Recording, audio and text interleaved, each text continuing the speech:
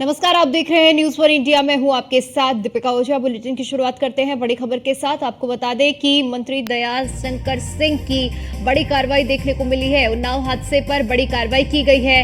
पहली बार प्रदेश में ऐसा होगा कि बस मालिक पर एफआईआर दर्ज की जाएगी। इसके साथ ही आपको बताते चले कि परिवहन अधिकारियों को शो कॉज नोटिस जारी होगा। दुर्घटनाग्रस्त बस का फिटनेस खत्म था, ये जानकारी सामने आ रही है। वहीं बता दें कि प्रदेश विभाग राज्य में विशेष अभियान चलाएगा। विशेष अभियान के जरिए चेकिंग की जाएगी, तो विभाग चेकिंग अभियान को शुरू करेगा और ऐसे में बड़ी लापरवाही जो करते हुए लोग नजर आते हैं उन पर अब कड़ा शिकंजा कसने वाला है। तो ये बड़ी जानकारी हम आपके साथ साझा कर रहे हैं, जहां पर परिवहन मंत्री दयाशंकर सिंह की ओर से बड़ी कार्रवाई की गई है। उन्नाव हादसे पर ये बड़ी कार्रवाई हुई है। ऐसा पहली बार प्रदेश में होने वाला है जब बस मालिक पर एफआईआर दर्ज की जाएगी। इसके साथ ही परिवहन अधिकारियों को भी सो कॉज नोटिस जारी होगा। दुर्घटनाग्रस्त बस का फिटनेस खत्म था, ये जानकारी सामने आ रही है। तो उन्नाव हादसा जिस तरह से सामने आया, उसके बाद अब ये बड़ा एक्शन। प्रदेश विभाग राज्य में विशेष अभियान चलाएगा। विभाग शुरू करेगा चेकिंग अभियान।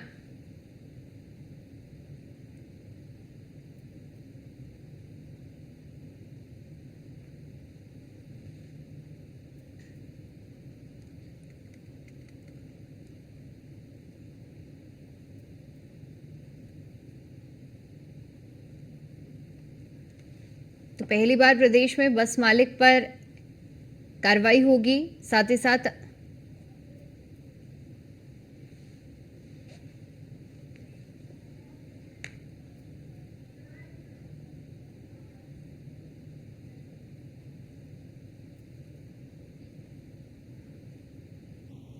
और उन्नाव हादसे पर यूपी के डिप्टी सीएम ब्रजेश पाठक ने क्या कुछ कहा है, सुनिए। आगरा लखनऊ एक्सप्रेसवे पर एक भीषण सड़क दुर्घटना हुई है, जिसमें 18 लोगों के हताहत होने की खबर है। 19 लोग घायल हैं। सभी को उन्नाव डिस्ट्रिक्ट हॉस्पिटल ले जाया गया है। वहां घायलों को उच्च स्तरीय अस्पतालों में शिफ्ट किया जा रहा है। उन्नाव के आसपास के सभी हॉस्पिटल्स को अलर्ट मोड पर रखा गया है। केजीएमयू के ट्रामा सेंटर को भी अलर्ट मोड पर रखा। हम यहाँ स्वयं पहुँचकर सारी व्यवस्थाएं किए हैं और कानपुर के भी सभी हॉस्पिटल्स जो टर्सरी केयर के उनको भी अलर्ट मोड पर रखा गया है। जैसे ही घायल पहुंचे उनको उच्च कोटि की चिकित्सा व्यवस्था मिले। इसके साथ ही ज़्यादातर जो इंजर्ड लोग हैं और दुर्घटना से संबंधित लोग हैं बिहार के हैं, तो बिहार की सरकार से भी हम लोग संपर्क में हैं। आगरा लखनऊ एक्सप्रेसवे पर एक भीषण सड़क दुर्घटना हुई है और हमारे साथ परिवहन मंत्री दयाशंकर सिंह जुड़ चुके हैं। दयाशंकर जी, जिस तरह से देखिए उन्नाव हादसा सामने आया, दुखद घटना है, लेकिन अब प्रदेश में पहली बार ऐसा होने वाला है कि बस मालिक पर एफआईआर दर्ज होगी। देखिए, दुर्घटना होती पहले भी हुई है, लेकिन इस गाड़ी का फिटनेस नहीं था, ये गाड़ी का पोल्यूशन सर्टिफिकेट नहीं था और उसके बावजूद भी मालिक द्वारा इस गाड़ी को चलाने की अनुमति दिया गया और इसमें दुर्घटना हो गया। और इसके लिए हमने इस बार मालिक को दोषी माना है और ये मालिक पर पहले भी एफआईआर हो चुका है और ये मालिक ये हैबिचुअल है। जिस अधिकारी के द्वारा ये फिटनेस नहीं किया गया है और जिस रास्ते से गाड़ी गुजरी है वो सभी अधिकारियों पर नोटिस जारी किया गया है कि उन पर भी कार्रवाई की जाएगी। बिल्कुल दयाशंकर जी, क्योंकि जिस तरह से आपने कार्रवाई किया और जिस तरह से आदेश दिया गया है बहुत जरूरी है, क्योंकि नियमों को ताक पर रखकर इस तरह बस मालिक और बस ड्राइवर सड़कों पर चलते हैं और बेगुनाह लोग इसके कसूरवार बनते हैं, जान गंवाते हैं। बहुत दुखद है, बहुत दुखद है। हम लोग बहुत दुखी हैं और मैं इस पर जो भी दोषी होगा उस पर सख्त से सख्त कार्रवाई करेंगे। बिल्कुल। इसके अलावा विशेष अभियान चलाने की भी बात चल रही है कि जिसमें विशेष अभियान चलाएगा और इसके तहत कार्रवाई भी की जाएगी जो नियमों को ताक पर रख रहे हैं। देखिए, समय समय पर हम लोग विशेष अभियान चलाते हैं, लेकिन ये लोग पासर के माध्यम से जो रात के अंधेरे में ये गाड़ी चलाते हैं। देखिए, दुर्घटना भी रात के अंधेरे में हुई। परसों भी एक दुर्घटना हुई, 3 बजे भोर में हुई। ये गाड़ी भी सुबह में 4 बजे भोर में दुर्घटनाग्रस्त हुई। इसके पहले परसों भी एक गाड़ी आपके पूर्वांचल एक्सप्रेसवे पर 3 बजे भोर में हुई। ये लोग, लेकिन अब उसके लिए भी हम रात में भी सघन अभियान चला करके ऐसे गाड़ियों को रोकने का काम करेंगे। जी, बहुत शुक्रिया आपका हमारे साथ जुड़ने के लिए दयाशंकर जी और जानकारी साझा करने के लिए।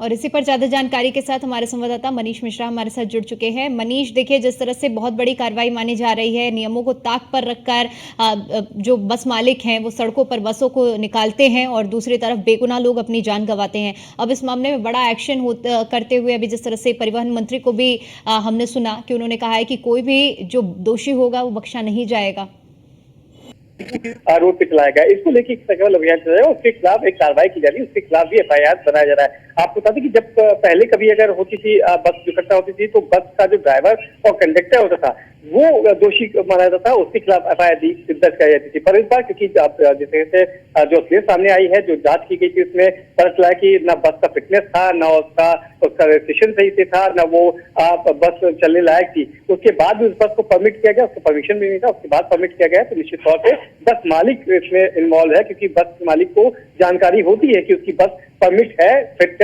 है कि नहीं है। उसके बाद जिस तरीके से उत्तर प्रदेश में जब ये बस आई है वो बनारस के रास्ते आई है, किस तरह से आई है ये देखा जाएगा। उसके बाद जिन जिलों से होते हुए गई है वो लखनऊ हो सकता है। लखनऊ तौर से परिवहन विभाग ने एक बड़ी कार्रवाई का जो जिस तरीके से दिशा निर्देश जारी किया, अगर वो कार्रवाई होती है तो आगे इस समय में नजूल होगा। और साथ ही साथ क्योंकि देर रात का जिक्र किया है प्रदेश के प्रबंध मंत्री ने कि देर रात ही बसों का संचालन होता है, तो और देखा गया कि जो परिवहन के जो अधिकारी होते हैं जो बसों की चेकिंग करते हैं वो आपको देर रात दिखते हैं, पर क्या वो प्रभावशाली ढंग से काम नहीं कर रहे हैं? क्या कुछ अधिकारी है जिनका इन्वॉल्वमेंट है? ये भी जरूर एक जांच का विषय होना चाहिए।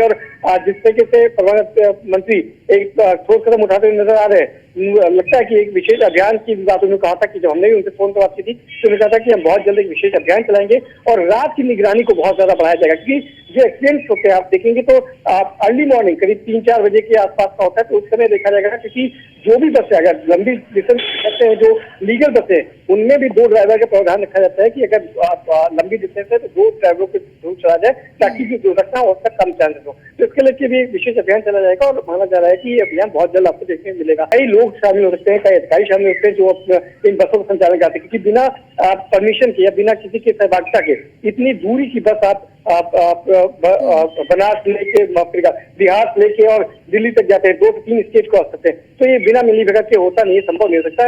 एक बार जरूर अगर इन अधिकारी के ऊपर कार्रवाई होगी तो जरूर नजूल पेश होगा और आगे समय में शायद इन जगह मार ये अवैध बसों पर रोक लगती नजर आ सकती है। जी बिल्कुल मनीष, क्योंकि ये सिंडिकेट तोड़ने के लिए बहुत बड़ी पहल होगी और दूसरा एक ये संदेश रहेगा उन बस मालिकों को भी जो बड़े बड़े बिजनेसमैन हैं और ऐसे नियमों को ताक पर रखकर धड़ल्ले से लोगों के जीवन से खिलवाड़ करते हैं और सड़कों पर इस तरह की बसों को निकालते हैं, वाहनों को निकालते हैं जिनका ना तो फिटनेस होता है ना वो अनुकूल होते हैं बाहर निकलने के। निश्चित तौर से मैं अगर आम नागरिक बात करूंगा, अगर हमें आपको अपनी गाड़ी की फिटनेस करानी है तो 4 बार चक्कर लगाने पड़ते हैं। ऐसी बस जिनकी आप एक स्टेट से दूसरा, 2 स्टेट नहीं, 3 स्टेट नहीं, 4 स्टेट क्रॉस करके जाते हैं, आपके पास कोई आपकी कहीं चेकिंग नहीं होती। जब कोई दुर्घटना होती तब ऐसी बात आपको समझ नहीं आती। तो निश्चित तौर से बिना सिंडिकेट के नहीं हो सकता, बिना मिली भगत के नहीं हो सकता। इसका एक पूरा एक सिंडिकेट होता है जो सिंडिकेट काम करता है और सिंडिकेट में कई अधिकारी भी मौजूद होंगे, क्योंकि बिना अधिकारी के मिली भगत के ये पॉसिबल नहीं है कि एक स्टेट से दूसरे स्टेट, तीसरे स्टेट क्रॉस करके ये बसें चलती रहती है और लगातार आप धरले से चलती रहती है। इनको लेके कहीं ना कहीं सिंडिकेट वो नेक्सस जो होता है उस नेक्सस को तोड़ने की जरूरत होती है, क्योंकि ये मनमाने दाम पे लेते हैं, इसमें कोई अलग से सुरक्षा का, क्योंकि लोगों की जिंदगी से खिलवाड़ हो रहा है। बहुत शुक्रिया आपका हमारे साथ जुड़ने के लिए और जानकारी के लिए।